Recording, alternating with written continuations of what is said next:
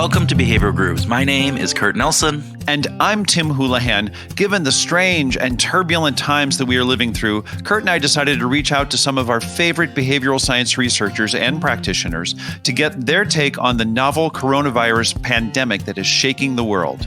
These special edition episodes will explore a variety of different aspects of the crisis and our response to each of those aspects through a behavioral lens. We know that you may feel overwhelmed by the crisis already. It seems every news story, every social media thread, every phone conversation that we have is focused on some aspect of the pandemic right now.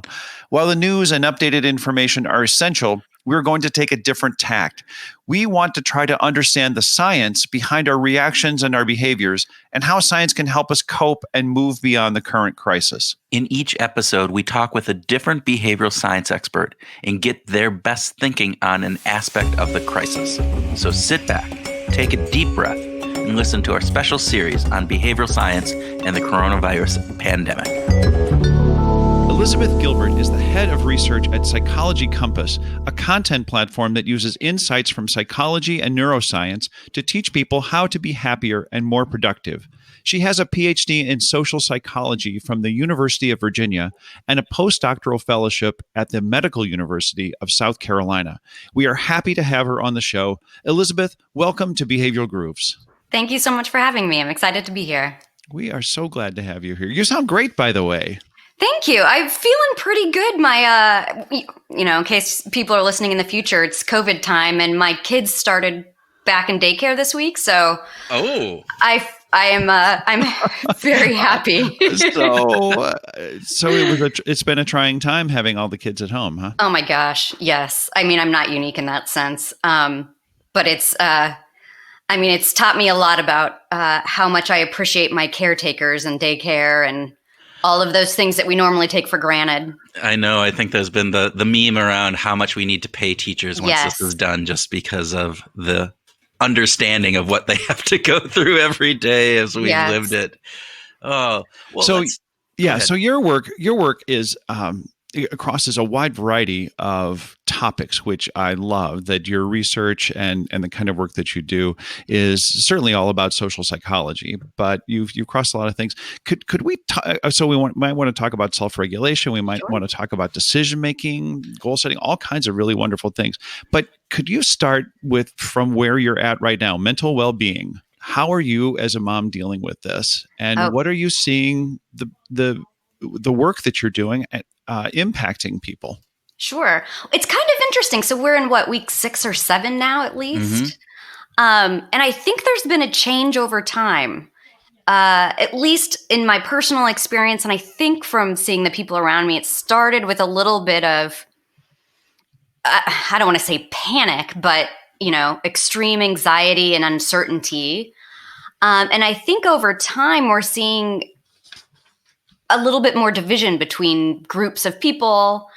So maybe whereas the whole, United States or was sort of in this together at the beginning, I feel like people are starting, some of them to get back to normal. Some of them I think are even having a little bit of fatigue and frustration with the people who are still anxious. And then of course there are people who are still very anxious. So I think it's kind of interesting to see the different ways that people are coping over time and how it's changing over time. I personally am in a much better spot than I was 2 months ago. I don't know if that's... Why is that? Why do you think that is? Oh gosh, psychologically, and I'm curious to hear others' input on this too. I think on a certain amount, it's just people have a wonderful sort of psychological immune system, right? People, I even think you guys have talked about this before, people get back to normal eventually. They learn how to deal with changes. And change is scary, especially when it's uncertain and we've not seen something like it before and we catastrophize. But then at some point, you just start to learn that you can handle this. You wake up day in and day out. You begin, hopefully, to start some new routines and to learn a little bit of a new normal. Yeah, we are adaptable creatures, right? We are very adaptable, and those routines that we pick up all of a sudden start to feel more normal. They were really weird to begin with. And now we've been doing it for 5-6 weeks, and it's what I've always done, right? I don't even remember what we used to do back pre having to get up and not go anywhere for the rest of the day. All of those factors. So you had an article in Psychology Today, and I want to get this because you talked about anxiety and stress, right? Yes. And in that, you are quoted, you're talking about, instead of trying to ignore them when you're talking, take some time to intentionally imagine your worst fears happening. How in the world is imagining your worst fears a good thing to do? Help us understand Yes, this. absolutely. So the idea for this piece actually came from my time working at the Medical University of South Carolina in a lab that worked with people who had PTSD from really horrible events.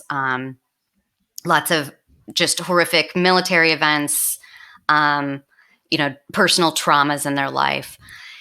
And as you can imagine, when somebody's been through something horrible, oftentimes they want to just forget it and really try to bottle it up and hide it. And for these people with PTSD, that just doesn't work. They get flashbacks. They have nightmares. They, have problems going out in public often. This bottling it up just doesn't seem to work.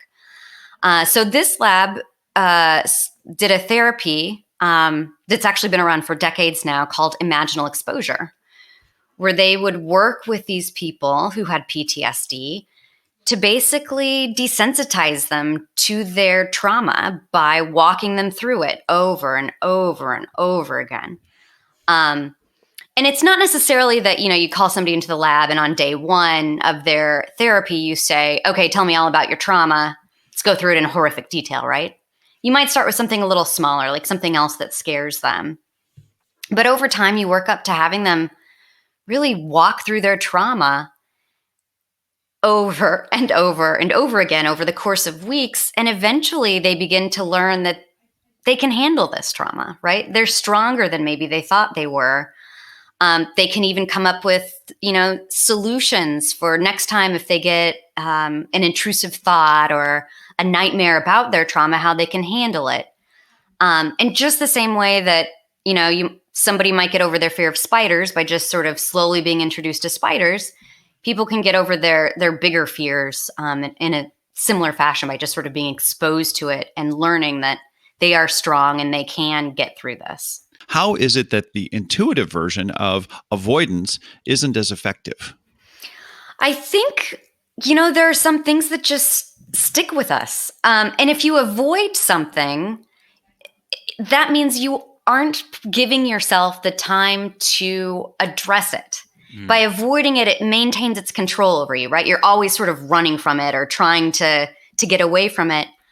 And by actively taking it on, you're giving yourself a sense of efficacy, a sense of control over it. You're sort of teaching yourself that this thing doesn't control me.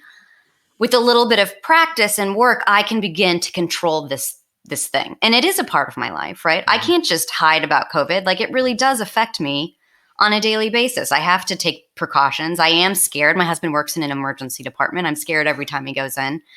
But I'm slowly learning that I'm strong enough to deal with that. Yeah. Well, and don't think of the pink elephant, right? So, yes. Yeah, that's brilliant.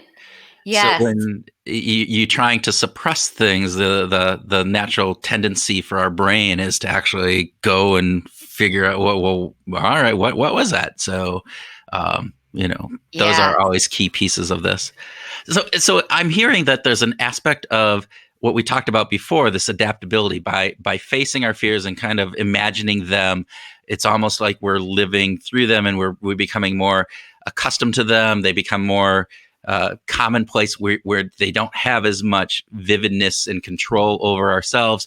And then we can reframe them. And so by reframing them, we can take some of the fear and anxiety out of that and actually, as you said, have some self-efficacy and some control in that situation. So given the state that we're in, and as you talked about at the very beginning, we're getting these people that are kind of branching off into different areas of where they are, right? Some are feeling I'm over this. I'm done. I'm fatigued of staying inside. I just want to get back out, and it's not that scary anyway. And they're looking for evidence to support that versus people who are still scared, and they're finding the evidence to support the reasons why I know everybody should stay inside and wear masks and not touch anything.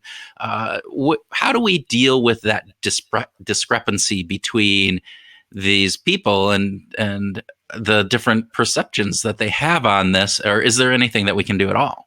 Oh gosh, that's a big question. I wish I knew a simple answer. And of course it's probably worse now than it's ever been with the variety of media and people being able to find the evidence that supports their pre-existing desires or beliefs. Gosh, I can imagine that and part of this is going to come from what you also believe is the right answer, right? Yeah. So I can say, arguably you could say maybe it's good that we have these varying beliefs. Mm-hmm. There's definitely some research and decision-making that says, listening to all points of view, disparate points of view can actually help the whole group come to a better decision. On the other hand, if you, maybe you decide that you want to sort of defer to the experts and that people still should be taking lots of precautions. And if we're going to go back and sort of get back to normal, we should do it very slowly and with lots of caution. If you're going to assume that's the truth, then I think we should be working on messaging that sort of gets people accurate information, right? Whatever that might be. And to get people accurate information and to make them receptive to that information, right? So one thing I've actually thought about is with mask wearing. Yeah. And there seems to be a growing scientific consensus that it's a good, helpful thing. It's not perfect, but it helps. Mm-hmm. And yet I went to Lowe's for the first time over the weekend. Less than half of people were wearing masks. Mm-hmm. And so I got to thinking, let's assume that mask wearing is a good thing. And I think the growing scientific evidence suggests it is a good thing. How can we get people to wear masks, right? I'm guessing that what's happening is it's a lot of younger men. They probably rationally believe that they're not at a high-risk group. And it's probably not the most macho, shall I say, thing. Yeah. It's not the sexiest thing to be wearing a mask as a younger man, right? Maybe it even signals to people, or you fear that it signals to people that you're scared or weak, and that's not what your average young man wants to project. And it turns out that this problem also happened 100 years ago with the Spanish flu. Okay. I just sort of on a whim was looking up what is going on with mask wearing differences. And they had the same issue 100 years ago where in general, women and older people were willing to wear masks, but younger men, which are a very important demographic, right? They're out there, they're doing a lot of work. They're, big piece of our population weren't wearing masks. And so they reframed it as not about sort of being scared of the flu, but about doing what's right for your country and sort of reframing mask wearing to be about sort of sacrificing for your country, right? And that, I think, it seems, hit a nerve with a lot of men at the time, and probably the same sort of feelings that would inspire a young man maybe to go serve in the military, right? This is about, standing up for what's right. And it is, in fact, sort of a masculine, ethical thing to wear a mask. It worked then. I wonder if it could work now. Well, it reminds me of the work that they did on reducing littering in Texas, right? Where they tried all of these things about don't litter, do all the good that it's going to do. And what ended up working was the tagline, "Don't mess with Texas." Yes. Because it became this identity of a Texan, and you don't mess with Texas. And if you litter, now you're messing with it. So there is that idea of reframing that I think can have a really positive impact, again, on the factual information as we know it. The hard part, and Tim and I just did a weekly grooves on this, is the idea that within a pandemic like this, within any type of crisis that is in fluid, it's constantly changing, is that the science itself sometimes changes. And that's one of the harder parts of trying to communicate this, because what you said 2 weeks ago, now you got further, at the beginning of this, it was don't wear masks because masks are needed for the health workers, and they don't actually help you that much anyway. So, the message has changed and shifted. And so again, going back to the part of, the differing viewpoints on this. And I loved how you mentioned this idea that in decision making, we can oftentimes, if we take that bigger picture view and look at alternative pieces, we can get to a better decision. And I think that's actually the case here, because I think, going too far on one side versus too far on the other side isn't helpful in the long run, and it's just going to exacerbate everything. So, right, and that is tricky, right? I think there's a lot of bad information out there, and another finding from decision-making research is if you overvalue bad information, unsurprisingly, that does not help your decision-making.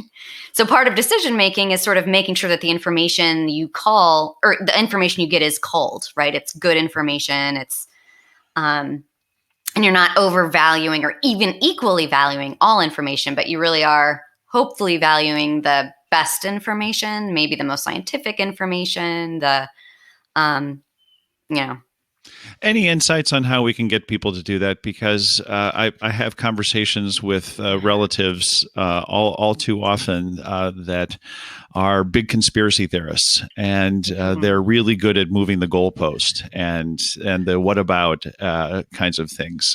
So do you have any tips for how we can have a constructive conversation with someone who is eschewing good sources? Yeah. Oh, that's tough.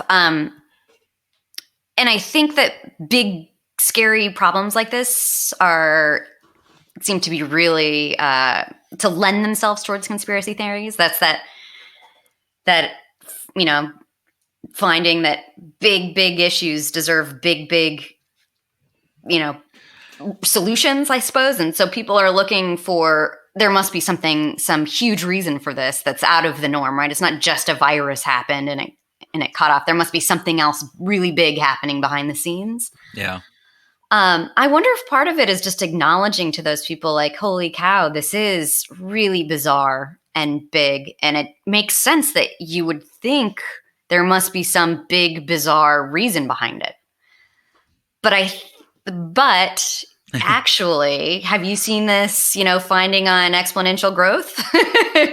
It also explains this, and you don't have to jump through as many hoops and sort of go that far out of the norm to explain what's happened. So maybe that's one way to sort of, empathize with them a little bit before you provide them new information. We talk a lot about Hanlon's razor on the show. Don't attribute to malice what you can is easier attributed to stupidity. Yeah. But I also to stupidity, right? But I think there's also the Occam's razor here, which is right. It's like, go with the simplest answer, right? This is not about, as you said, you have to jump through so many hoops on some of these conspiracy theories when. Yeah, no, the virus actually just came through natural transmission as opposed to being, manufactured in a lab that was in China that now they released it on their own people to kill their own people first, and how somehow that's going to then transmit across the entire globe and kill, hundreds of thousands of people just to get at the United States. You have to do a bunch of mental hurdles in order to get that versus the simpler explanation, which is often the better explanation in some of these things. Elizabeth, you write a lot about lists. I'm going to bring us back here too. Lists? Something topical. You write a lot about lists, and what is it in these stressful times might help us? How might lists help us kind of get through this time? Oh gosh, I do love lists. what it does is it helps us again feel a sense of control, right? This is a time when people are anxious. They are missing out on a lot of the things that would normally give meaning and control to their lives, whether it's having good relationships, going to church, just having their normal routine. And lists, I think, help give you that sense of coming down to like the important nuggets of life. You know, what is the important things for me to work on today or this week? It basically focuses you in a way that your life might not be supporting right now, right? You don't have sort of the architecture of your life guiding you, but you can hopefully sit down and focus on what is most important to you right now. And let's help you pull out those nuggets, I think. And you get to check them off, right? Yes. I mean, that's the best part of a list Yes. is like, done. And so you feel like you've made some progress during the day, Yes. and particularly in times like this where every day kind of melds into the next day, and you kind of look back and you're going, was that Tuesday? Or what day is today? And when did I do that? Yes. Did I do that Tuesday? Did I do Monday? Or was that even last week? I don't know. And having that list and checking things off, I think provides that sense of accomplishment that, hey, I've actually done some things and here's what I've done. And I can look back on that and say, yeah, did Absolutely. that. I feel good today. Absolutely. So are there any types of lists that you think are more helpful right now? I mean, it sounds like you're just kind of talking about mundane things. Yeah. One of the benefits that I've seen during this is it's given some people the chance to sort of reevaluate. So most of our days are kind of pre-scripted. Oftentimes we do the same routines. Like I mentioned earlier, we have this sort of choice architecture built into our lives that guides us on a daily basis in normal times. And this crisis has disrupted that. And that is really unsettling, but I think it's also an opportunity to step back and get out of our status quo and reevaluate our lives. For me personally, it's been a chance to sort of say, okay, I used to have, maybe 9 working hours every day while my kids were at daycare and I had my normal routines. And now I really only have maybe 3 or 4 working hours a day, right? So this is a chance for me to sit back and say, what is most important? What are my most important values? I need to cut the stuff that I would normally kind of do because it's maybe just a routine or kind of important, or I feel that urgency to respond to a bunch of emails. And it forces me to step back and say, what's really, truly important? Okay, I want to make sure I get at least this amount of good quality time with my family every day. I want to make sure I get at least a little bit of time for exercise, right? To take the fourth walk around the neighborhood. I want, and these work things are what's most important to me. Keeping up on, the literature that I find most important, or writing something every day for an hour. And that has been, to me, sort of an unexpected, lovely benefit of all of this, is it's forced me to reevaluate what is most important to me. And in some sense to say, this is like an opportunity to start fresh.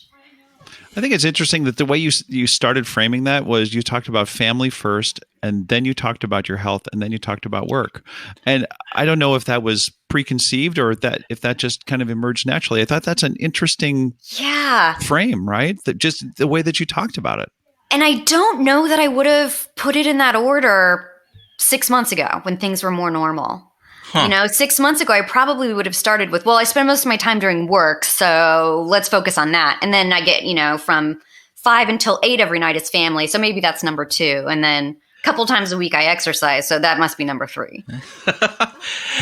But having this step back has really got me to sort of reevaluate, where do I want to be spending my limited time? Yeah. We talked with Wendy Wood, and she talked about this as an opportunity for a huge fresh start Yes. from everybody. And again, she does a lot of work on habits and rituals and all the routines that we have in our life. And we go through those often automatically without thinking about them, without contemplating them.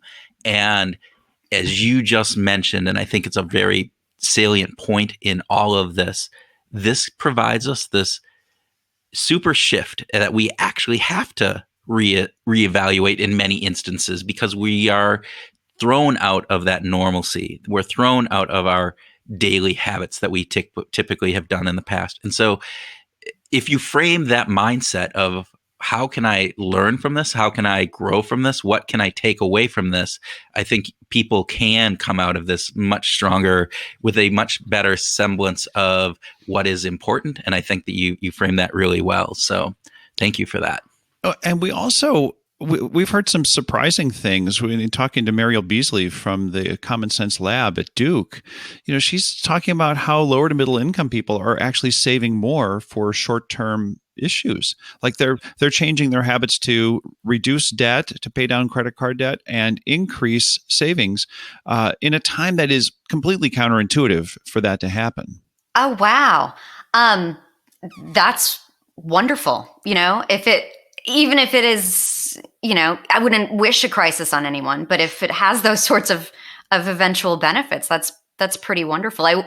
I even sometimes wonder if that's particularly relevant to the younger generation. Growing up, all my grandparents grew up sort of at the tail end of the Depression, and we always talked about how that influenced them the whole rest of their life, right? Like my grandmother did not throw anything away. Everything was reused a million times and very frugal. And I wonder if maybe some of the habits that we pick up now might benefit us for a very long time with any luck.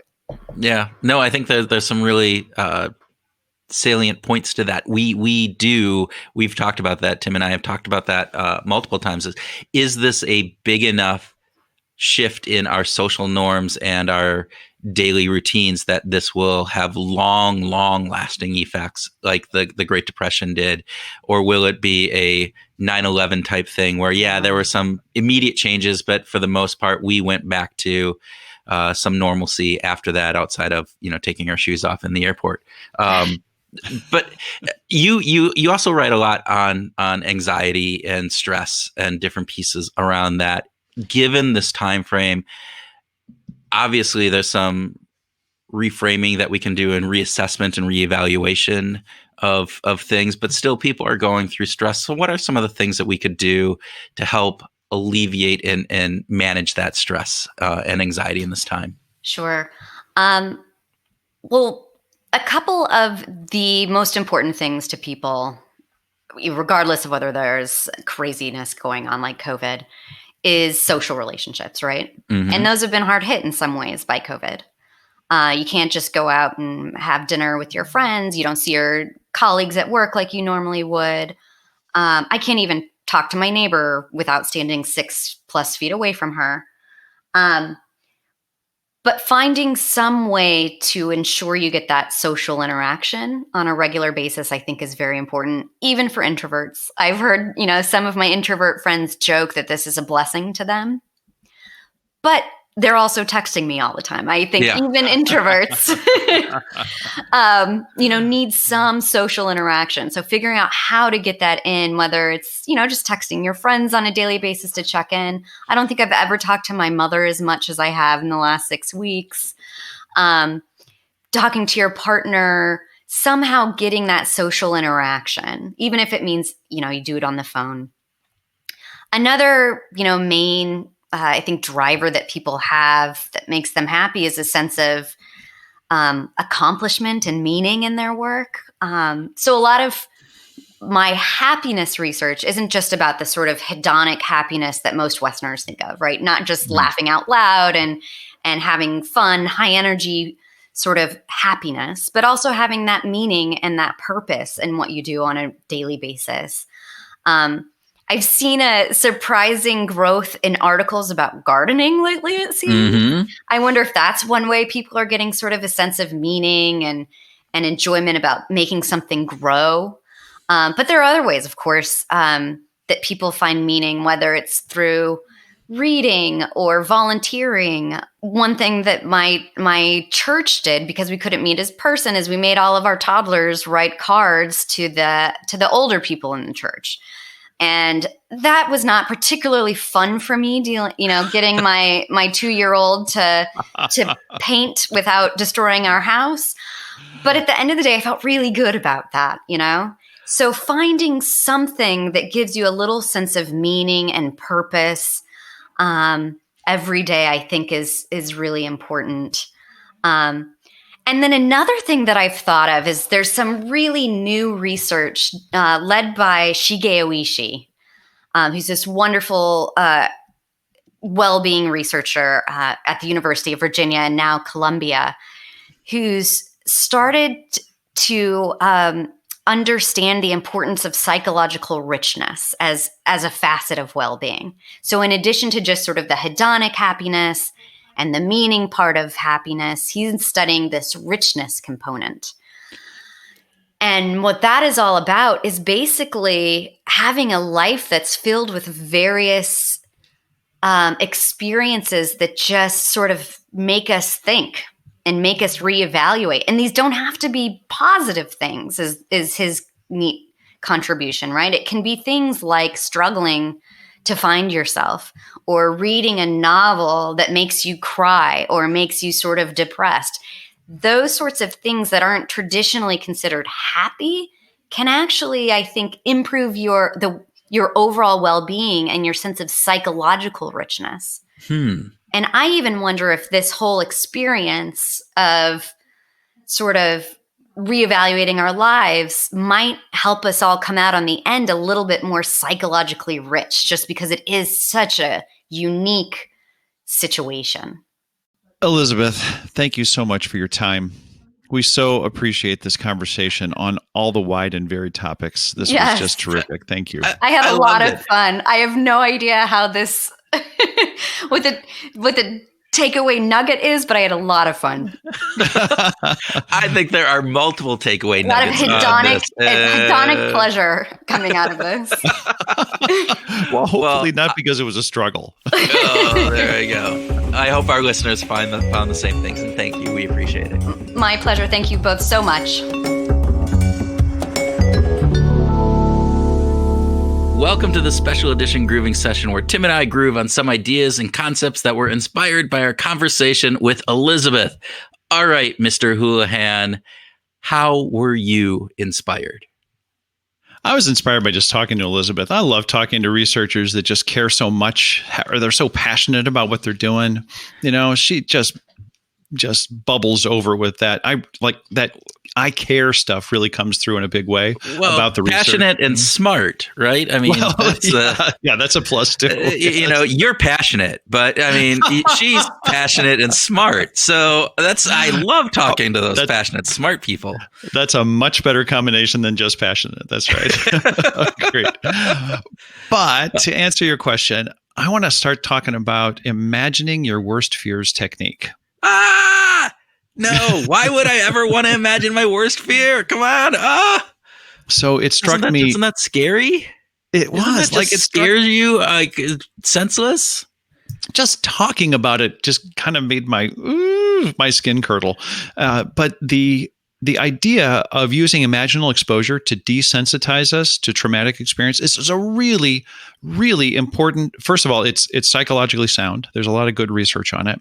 And it's important to remember that if you reach adulthood, you've probably had some really bad challenges, big challenges in your life.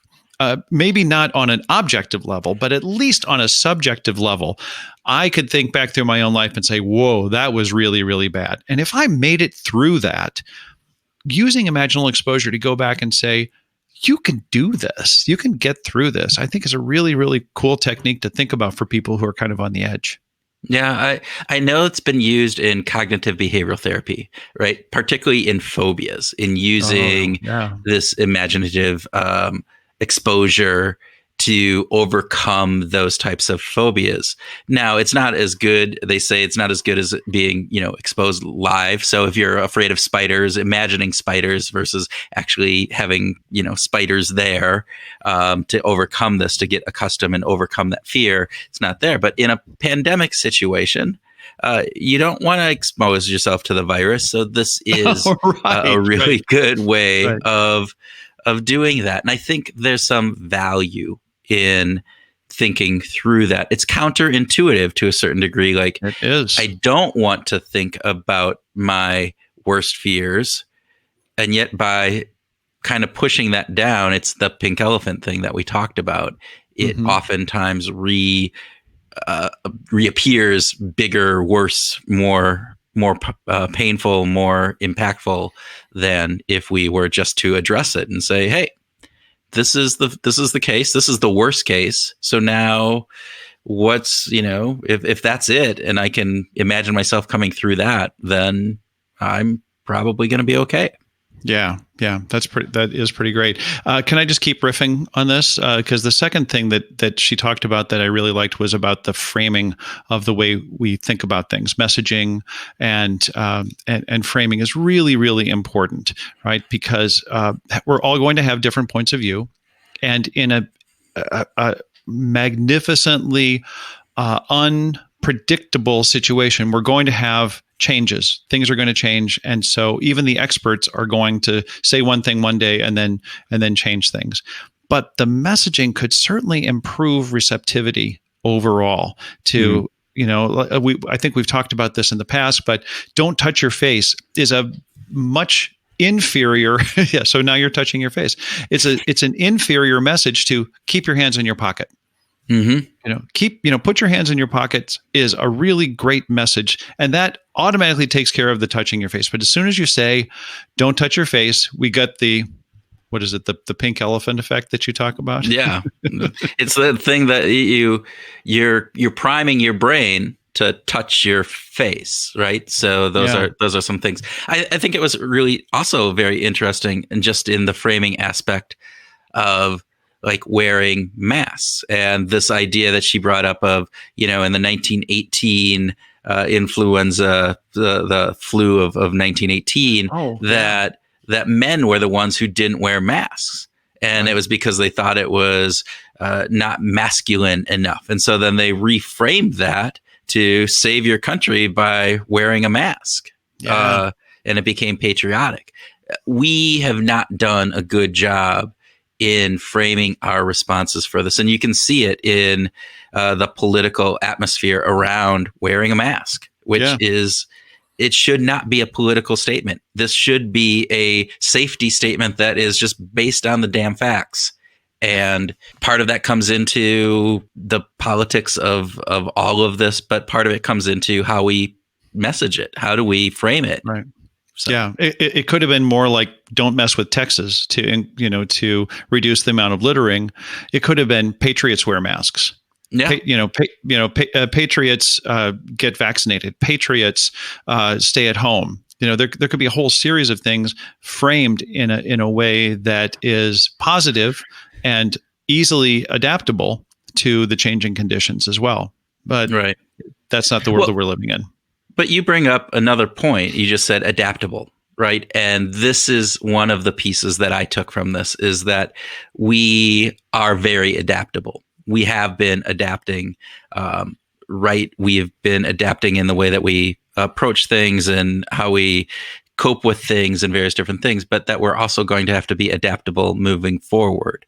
And the same answers that we had a month ago aren't the same answers that we have today, and they won't be today. Today's answers won't be the same answers that we have a month from now. And so we have to be flexible. We have to have that adaptation aspect. And as humans, we are very adaptable, which has been one of the not surprising. It's highlighted the fact for me of how adaptable we are as humans. And it just is, it's amazing to me. It's one of the bright spots that I really love about, being what human. I've seen from humanity. Yeah, what I've seen from humanity is how adaptive we are and how creative we are in these situations. So yeah. Kurt, what else struck you? What else caught your attention in our conversation with Elizabeth?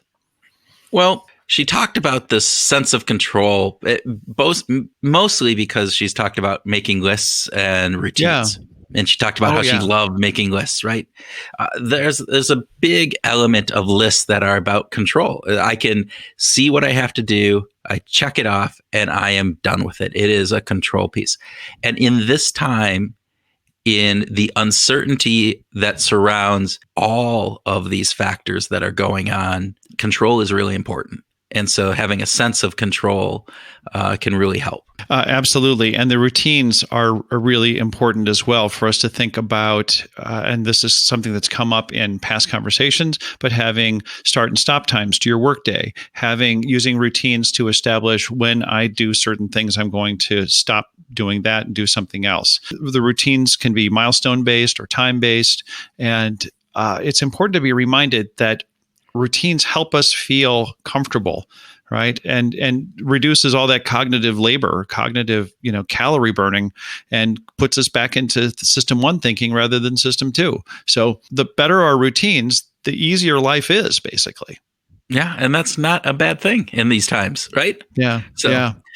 I think there's also one other aspect that she kind of brought up, and it's important to me, is that this is a time to reevaluate regular life, to get out of the status quo. And whether that be in formulating new routines, whether that be in just looking at your life priorities. We've talked about that with others as well. This is a huge, massive change across the entire globe. And in times of change, we can use those to reassess what we want to be or really look at what's important to us. And I think this is a big time for many people to be able to take that opportunity to say, is this really the path that I want to continue going down? And if not, let's use this time in order to readjust that and to reevaluate and to get out of the status quo. Thank you for listening to the special episode of Behavioral Grooves. We hope that you found it interesting and insightful. If you liked it, please let others know. We think that the topic is important, and maybe we can help in educating people about how behavioral science can help us all out in this current craziness that we are going through. Also, please let us know if you have any thoughts or ideas that would be helpful or that we could share. You can reach us through the Connect tab on the Behavioral Grooves website at www.behavioralgrooves.com or through Twitter. I'm at @THoulihan and Kurt is at @WhatMotivates. We really do love hearing from you, and this topic is one that spurs lots of emotions and thought. As part of our mission, we want to expand and inform the community of people who think about positively applying behavioral science to life. One way that happens is through leaving reviews. If you think this podcast is beneficial and should grow, we would really appreciate to leave a review on Apple Podcasts or whichever podcast server you use. It only takes a few minutes and goes a long way to boost us in the algorithms that are used to generate search results. Also, please check out the show notes. We are linking to a number of resources, articles, podcasts, newsletters that we vetted to bring good facts and ideas around COVID-19 and the coronavirus, its impact, and ways that we can help slow down the spread. There is a lot of information that's being pushed out to everyone each day, and we are weeding through it to find good stuff so that you don't have to. We truly appreciate you listening. Now go out and wash your hands.